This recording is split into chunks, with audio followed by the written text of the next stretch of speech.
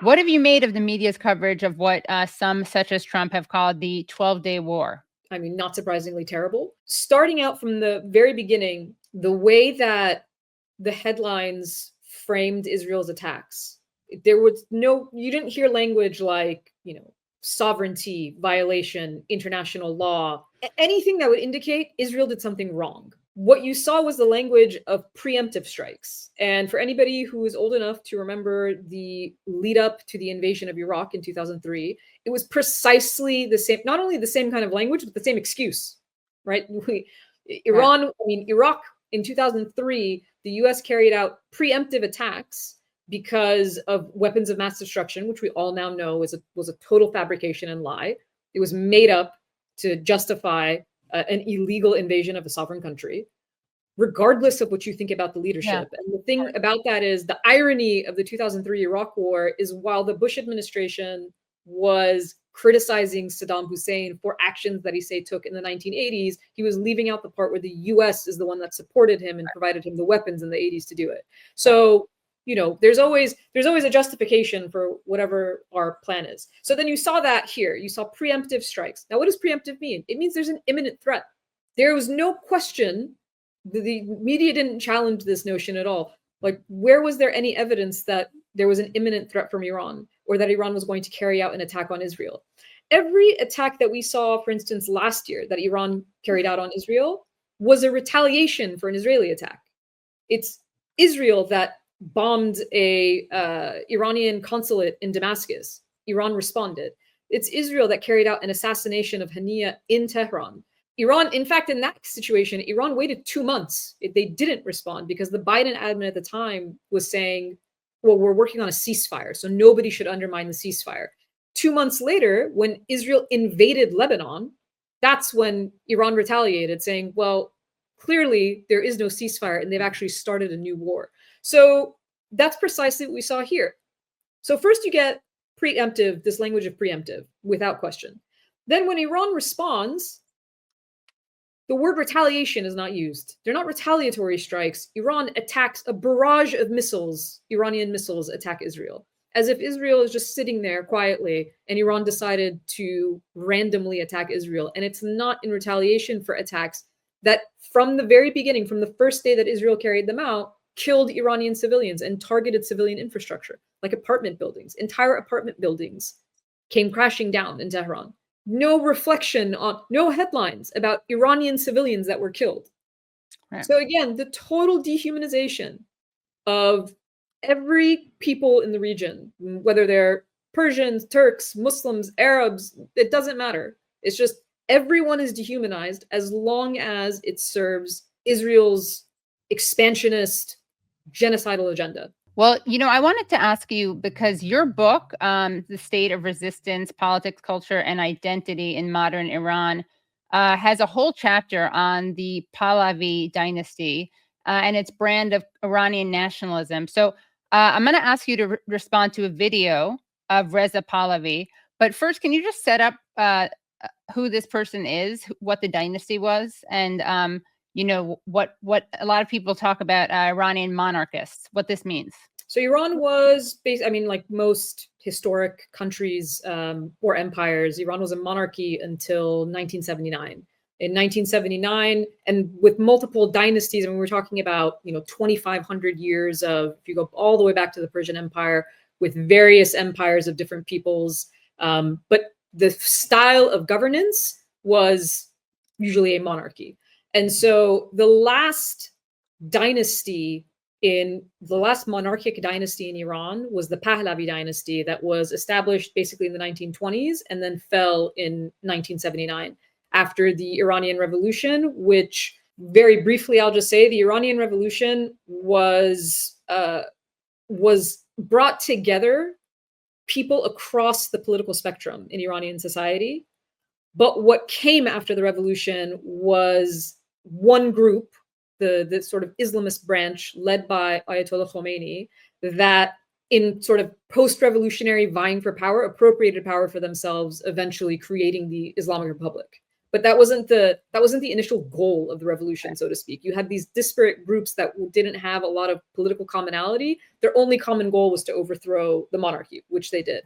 And so Reza Pahlavi, the clip I'm assuming you're going to show, is the son of the deposed Shah, who actually left Iran before the revolution in 1978, and obviously has not been back since. So here, as you predicted, is a speech by Reza Pahlavi given in Paris on June 23rd. So let's take a listen. Today, it is clearer than ever the Islamic Republic is collapsing. Credible reports indicate that Ali Khamenei's family and the family of senior regime officials are making preparations to flee Iran. The regime is on its last legs in towns and cities across the country. The military is fractured. The people are united. The foundation of this 46-year tyranny are shaking. This is our Berlin Wall moment. But like all moments of great change, it comes fraught with danger. We stand at a crossroads. One road leads to bloodshed and chaos, the other to a peaceful and democratic transition.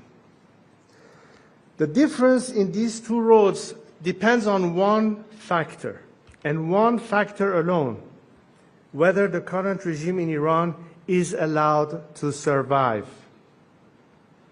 If the West throws the regime a lifeline, there will be more bloodshed and chaos, because this regime will not submit or surrender after it has been humiliated.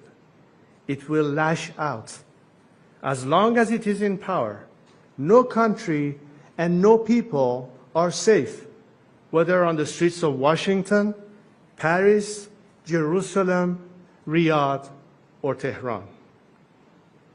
There is only one way to achieve peace: a secular, democratic Iran. I am here today to submit myself to my compatriots, to lead them down this road of peace and democratic transition. Wow, what a generous guy. So what are your thoughts on what Reza is saying here? Okay, so there's a lot to unpack, and let's start with the fact that he has been saying that the Islamic Republic is on the verge of collapse since the 1980s.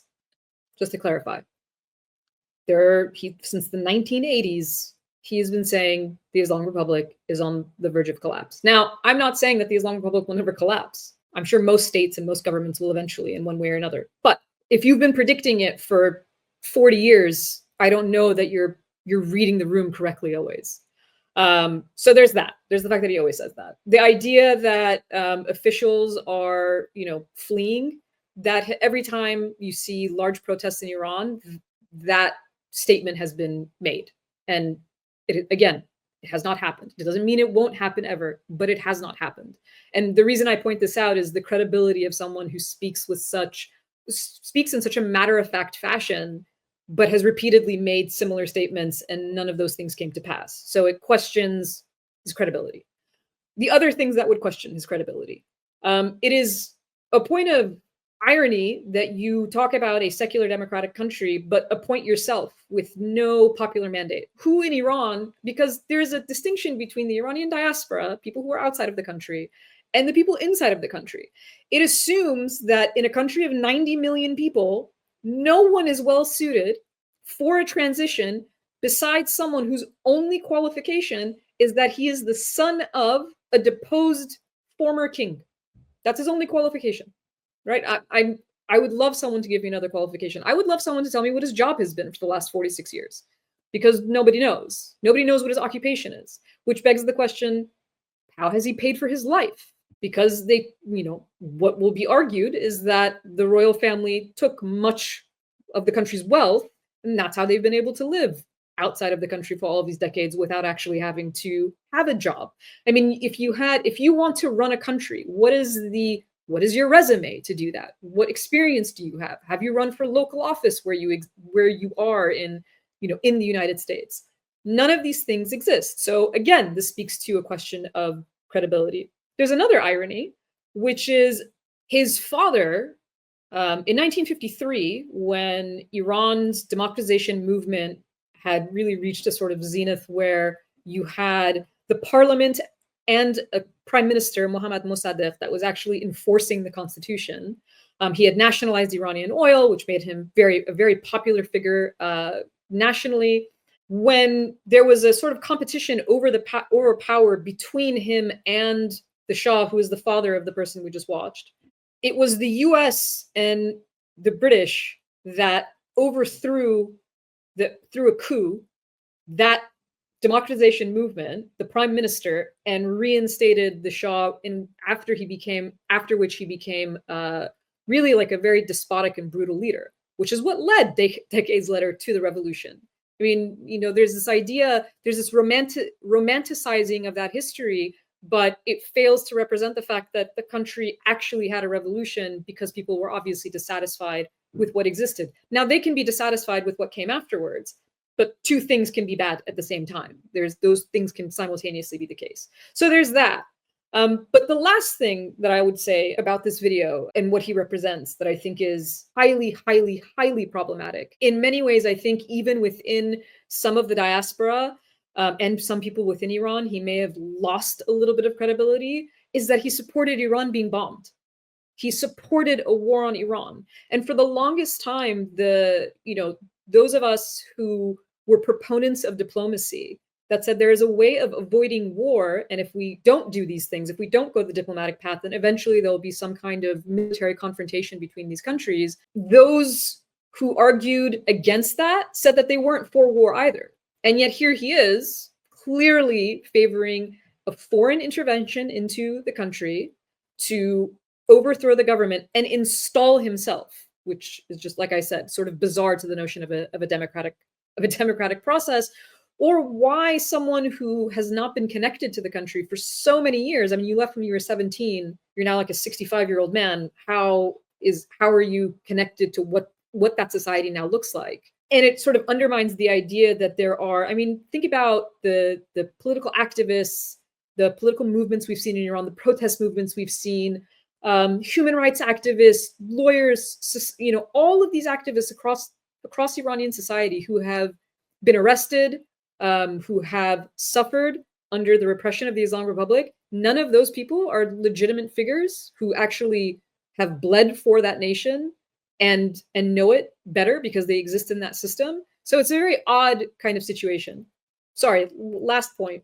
You cannot feign concern for human rights in Iran or anywhere in this world when you have no problem with a genocide, which you don't, because if you are supporting a genocidal state bombing your country, that is support for that genocide as well. And to be completely silent on the worst atrocities we have seen in this century is the most damning evidence that undermines the credibility of such a figure. Well, it's interesting that you brought that up because I actually want to show a clip next and have you react to it. It's another Reza clip. And here he is on the BBC. Take a listen to what he has to say about the Israeli attacks on Iran. Are you actually saying then that Israel bombing your country, civilians in Iran being killed, is a positive thing? I'm not saying that the targeting was meant to hurt the Iranian people. The targeting was meant to basically neutralize the regime threat. Clearly, I don't think that it was an intention of the Israeli government to attack Iranian civilians. I mean, clearly, when do they attack civilians? That's so not their lane, right? I mean, remember that when they first attacked a hospital and the talking point was Israel would never attack a hospital?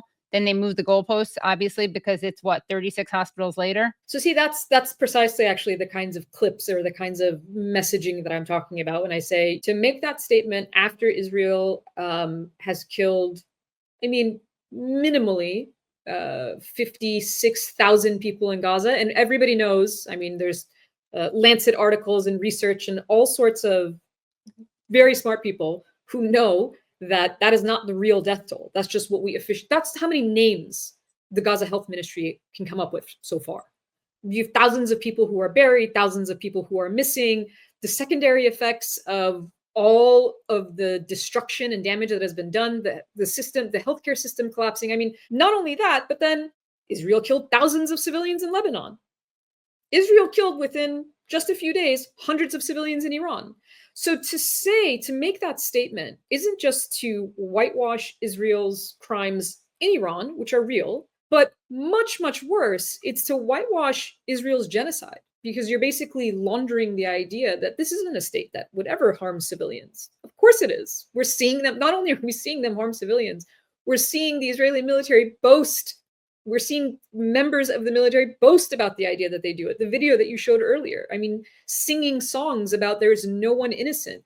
You have from the very top, the prime minister of the country, all the way down into the, you know, the media and other representatives of Israeli society openly using genocidal language while a genocide is being committed. And then to have a figure come in, and a figure that has sort of used his platform to rightfully criticize the grievances Iranians have towards the Islamic Republic, but then justify Israel's actions in the process. You can criticize both. I've never understood why people have a difficulty doing this. You can criticize both.